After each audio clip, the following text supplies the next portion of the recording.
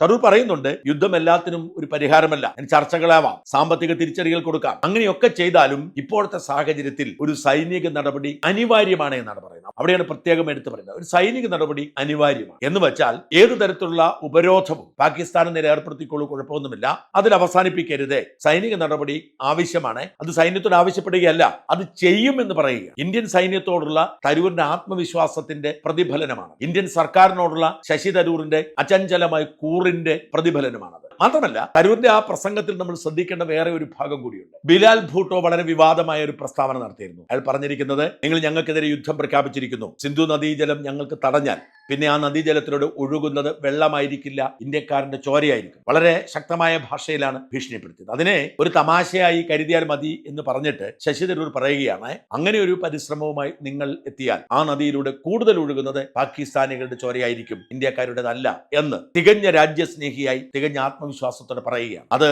അദ്ദേഹത്തിന് ആത്മവിശ്വാസമാണ്, അതിനുള്ള കരുത്ത് മോദി സർക്കാരിനുണ്ട്. മോദി സർക്കാർ രാജ്യത്തെ സംരക്ഷിക്കാൻ നിൽക്കുമ്പോൾ അവിടെ ഒരു കുത്തിത്തിരിപ്പ് പാടില്ല എന്ന് തരൂർ വ്യക്തമാക്കുന്നു.